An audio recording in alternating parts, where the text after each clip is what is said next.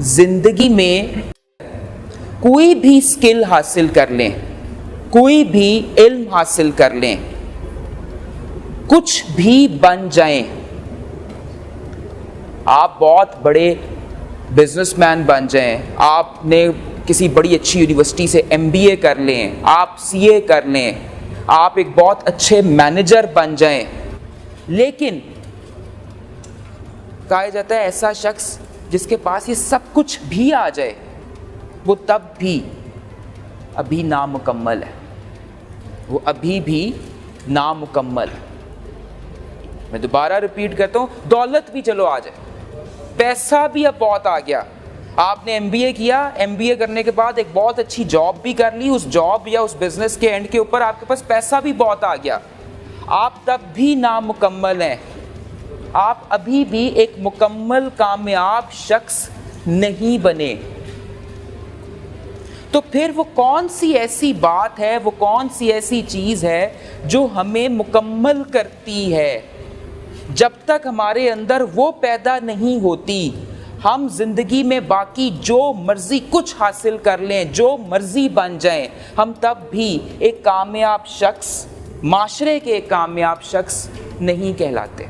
और एक और बात जो बड़ी वाज़ेह है कि शायद ये बहुत बड़ी बात करने जा रहा हूँ कि शायद हमारी यहाँ पर इस दुनिया में ये परसेप्शन बन जाए, हमारी ये रिफ्लेक्शन बन जाए, या लोग हमारे मुतल्लिक ये मानना शुरू कर दें कि हम एक कामयाब शख्स हैं।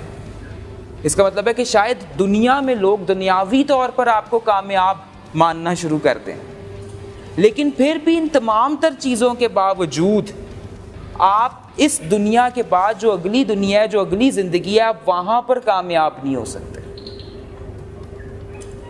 आपके पास अब सब कुछ है, तालीम भी है, पैसा भी है, नौकरी भी है, बिजनेस भी है, सब कुछ है, लेकिन आप फिर भी कामयाब नहीं हैं,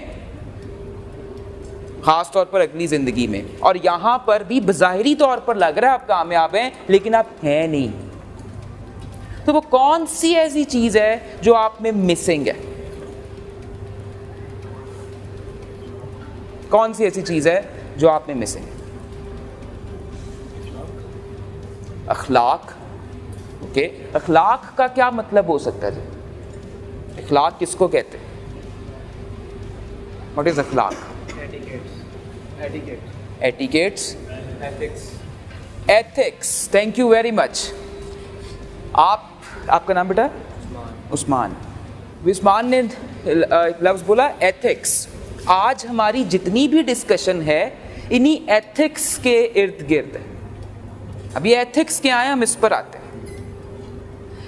लेकिन इन एथिक्स को समझने के लिए सबसे पहली बात जो मैंने कहा था ना, कौन सी ऐसी चीज़ है जो आपकी नहीं है या आप में नहीं है, तो आप कामयाब नहीं हैं। और अगर वो आप में है और बाकी कुछ नहीं है, तो आप फिर भी कामयाब हैं। अगर आप में वो चीज़ है और बाकी कुछ भी नहीं है, तो आप फिर भी कामयाब हैं, बिकॉज कि उस एक चीज़ के होने की वजह से आप जिंदगी की बाकी तमाम तर चीज़ों को जो है ना ऑटोमेटिकली गेट कर रहे हैं। अच्छा, ये जो मैं अभी आपसे बात कर रहा हूँ ना, ये मुझे भी ज़िंदगी में बहुत बाद में जाके समझ में आई कि असल में मसला तो, कहानी तो यहाँ खड़ी है।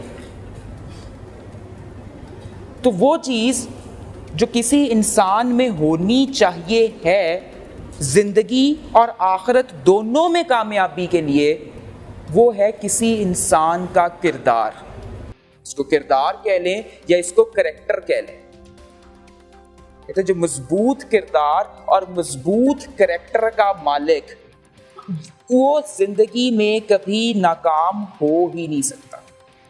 और ये करैक्टर और ये किरदार एक ऐसा टॉपिक है जिसके ऊपर यूजुअली स्कूलों में, कॉलेजेस में, यूनिवर्सिटीज़ में या ऑर्गेनाइजेशंस में सबसे कम बात होती है। तो टाइम मैनेजमेंट ठीक कर लो, प्रोएक्टिवनेस कर लो, सेंस ऑफ ऑनरशिप डेवलप कर लो, फला कर लो, टिंग कर लो, विंग कर लो, ये कर लो, वो कर लो।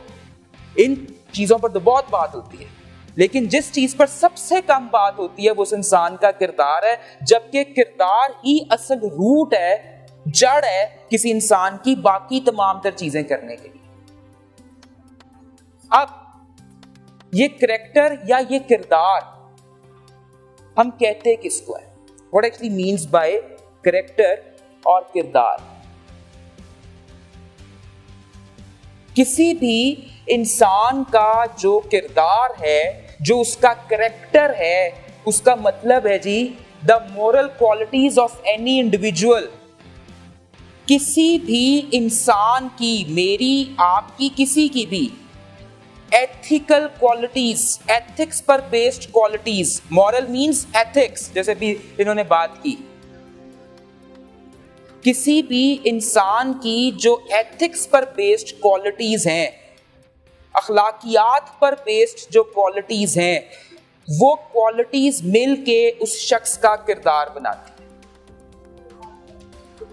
और ये एथिक्स और ये मॉरल होता क्या है? What actually means by ethics और what actually means by moral? यहां पर वर्ड मॉरल यूज कर लो या एथिक्स यूज कर लो, एक ही बात।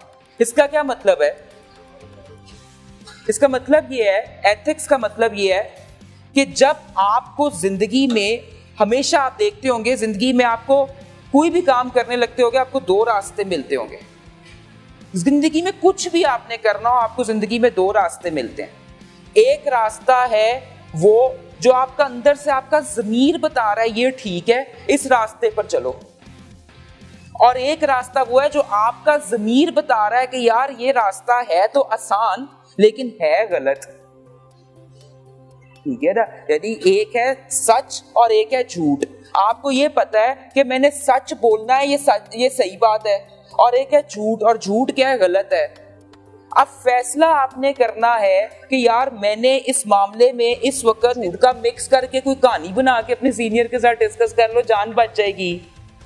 ठीक है ना? कई दफा हम पूरा झूठ भी नहीं बोलते लेकिन पूरा सच भी नहीं बोलते, कोई मिक्स ही कहानी बनाते हैं। और अक्सर अदारों के अंदर हम यही काम करते हैं, हम मिक्स ही एक कहानी बनाते हैं और झूठ और सच की मेजिश करके एक नई स्टोरी बना के अगले के सामने रख देते हैं। लेकिन हमारे ज़मीर को, हमारे अंदर को इस बात का पता होता है कि हम कोई गलत काम कर रहे हैं। तो ये जो अंदर की आपकी टल्ली है ना, जब ये खड़कती है और आपको ये बताती है कि क्या चीज़ गलत है और क्या चीज़ ठीक है, ये तो है आपका ज़मीर। और अगर अब आपका ज़मीर आपको सही रास्ते पर रखे कि यार व्हाट एवर द केस, बेशक मेरा नुकसान ही क्यों ना हो रहा हो, मैंने करना ठीक ही फैसला है, मैंने बोलना सच ही है। जब आप फैसला ये कर लें कि मैंने बोलना सच ही है, मैंने चलना ठीक बात पर है, तो इट मीन्स कि आपके एथिक्स अभी कायम है। यानी जब आपके सामने चॉइस हो दोनों चीजों की, आप सही को भी ऑप्ट कर सकते हैं, आप गलत को भी ऑप्ट कर सकते हैं। Choice is all yours. और आप उस चॉइस में से जिस वक्त सही रास्ते का इंतखाब कर लें, इट मीन्स कि आप एथिकल ग्राउंड्स के ऊपर एक स्ट्रॉन्ग आदमी। एथिकल शख्स, एथिक्स पर बेस्ड शख्स है ही वो जिसको मौका मिल रहा होता है दो नंबरी करने का। एथिकल शख्स वो है जिसको मौका मिल रहा होता है दो नंबरी करने का, लेकिन वो फिर भी दो नंबरी नहीं करता। इंसान के पास मौका है लेकिन वो फिर भी उस मौके का फायदा नहीं उठाता और फिर भी सीधे रास्ते पर चलता है। ऐसे शख्स को कहते हैं कि ये एक एथिकल पर्सन है या इसकी मॉरल वैल्यूज हाई हैं। अब ये कहा जाता है कि जिस शख्स की मॉरल वैल्यूज या एथिकल वैल्यूज हाई हैं, उस शख्स का एक किरदार है, उस शख्स का एक करैक्टर है।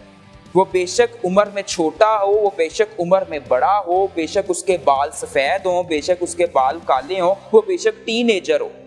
एक और भी यहाँ पर एक बड़ी मज़ेदार बात है। मैं एक दफ़ा यूनिवर्सिटीज़ में यही करैक्टर के ऊपर जो है वो लेक्चर दे रहा, तो मुझे एक बच्चे ने कहा, सर हम तो अभी जवान हैं, हम भी अभी से ही करैक्टर की बातें करें, ऐसे बुढ़ियां दा काम नहीं। ठीक है, ਜਿਹੜਾ ਕਹਿੰਦਾ ਗੋਡੇ ਗੁੱਡੀਆਂ ਜਿਹੜਾ ਰਹਿ ਜਾਂਦਾ ਹੈ, ਹੁਣ ਉਹ एथिक्स ਦੀਆਂ ਗੱਲਾਂ कर ले, ਉਹ ਹੁਣ राइट पाथ ਦੀਆਂ ਗੱਲਾਂ कर ले। हम तो अभी जवान है, अभी तो जो मजा गुनाह करने का आना है वो बाद में का। ठीक है ना? तो वो जो अब मामला ही यही है कि जब आपकी पीक जिंदगी हो, जिस वक्त मजा आए गुनाह करने का, आप उस मजे के टाइम पर, यानी उस पीक के टाइम पर, उस जवानी के टाइम के ऊपर एथिकल हो, this is your moral values. ये है कि जब आपके पास मौका था आपने तब भी गलत रास्ता ऑप्ट नहीं किया, ये है आपका करेक्टर। इसको समझो। और जिस शख्स का ये करेक्टर है वो शख्स असल में कामयाब। छोटी सी बात और करेक्टर से रिलेटेड मुझे याद आ गई, वो किसी ने मेरे से पूछा तो मैंने उसको भी अपनी स्लाइड में भी शामिल कर लिया। कहते जी करेक्टर जो है ना, इसका मतलब ये है कि आप वही हरकत तन्हाई में भी करें जो आप सबके सामने करते हैं। ठीक है, बात खत्म हो जाए। तो जिस वक्त अब आप अकेले में कुछ और हो, याद रखो कि जब आप अकेले में कुछ और हो और सामने लोगों के कुछ और हो तो देन किरदार में कुछ प्रॉब्लम है। जब चोरी होती है तो चोरी सबके सामने नहीं ना होती, किरदार का प्रॉब्लम होता है। अब सबके सामने तो कोई चोरी नहीं करता, जब सारे चले जाते हैं तब चोरी की जाती है। तो क्या किसी चोरी करने वाले को कहा जाएगा कि उसका किरदार है? नहीं। जबकि आपके पास एक मौका मौजूद हो, आपके पास नजर आ रही हो कि मैं आज ये चोरी कर भी लूं तो ये पता ही नहीं लगना किसी को, कैश पड़ा हुआ है, कैश चोरी हो जाए पता भी नहीं लगना किसी को, आप तब भी उसको नहीं उठा रहे। इसका मतलब है ये आपके किरदार का फैसला है, ये आपके मॉरल्स का फैसला है, ये आपके एथिक्स का फैसला है। ये है किरदार। ये किरदार, ये करैक्टर बने कैसे, खड़ा कैसे होता है, ये किरदार बनता कैसे है? How one can develop his और हर करैक्टर। इसको समझे। यहां पे मैं पहले एक दफा चले फिर सम अप कर देता हूं कि हम करैक्टर किसको कह रहे हैं? The moral qualities of any individual. अखलाकी खूबियां किसी एक शख्स की, वो उस शख्स का किरदार कहलाता है। अब ये किरदार पैदा कैसे हो, ये मोरल क्वालिटीज पैदा कैसे हो? तो इसका आंसर ये है कि इंसान का जो किरदार है वो बनता है उसकी मॉरल वैल्यूज से। इंसान का किरदार डेवलप होता है उसकी मॉरल वैल्यूज के जरिए। मॉरल वैल्यूज कह लो या अगेन फिर एथिकल वैल्यूज कह लो, अखलाकी इक़दार। अब एथिक्स क्या है? एथिक्स मैंने आपको बता दिया था कि रॉन्ग और राइट में से राइट चुनना, दिस इज एथिक्स। अब वैल्यूज क्या है? What actually means by values? Values से मुराद ये है कि आप अपनी जिंदगी में जब अपनी जिंदगी को गुजार रहे होते हो उस दौरान में वो कौन सी ऐसी बातें हैं, वो कौन से ऐसे पॉइंट्स हैं जिसके ऊपर आप ये कहते हो कि मैंने जिंदगी में कभी कॉम्प्रोमाइज नहीं करना, पावे जो मर्जी हो जाए। ये वो बातें हैं जिनको मैं कभी भी इग्नोर नहीं कर सकता।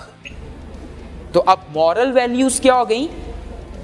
मॉरल वैल्यूज से मुराद ये है कि वो अखलाक, वो अच्छी बातें, मोरल वैल्यूज मीन्स वो अच्छी बातें या वो अच्छी चीजें जिनके ऊपर आप कहते हैं मैंने कभी जिंदगी में कॉम्प्रोमाइज करना ही नहीं है। ये वो बातें हैं जो हमेशा मेरे किरदार में रहेंगी रहेंगी, भावे जो मर्जी हो जाए, भावे आप मेरे यहां पर जो ना छुरी रखते हैं, वॉट एवर द केसेस। ये कुछ इस तरह की चीजें हैं जो मेरी जात से नहीं निकल सकती।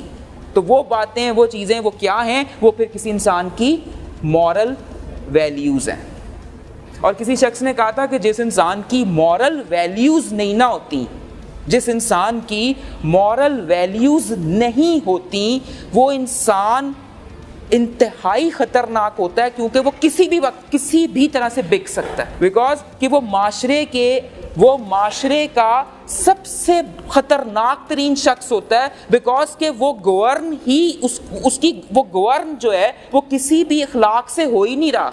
आप उसको किसी भी तरीके से इस्तेमाल कर सकते हो। He is the most dangerous person on the earth. And on the other hand, जिस शख्स की मॉरल वैल्यूज होती है ना और जिसका फिर करैक्टर बन जाता है, वो भी सबसे खतरनाक होता है।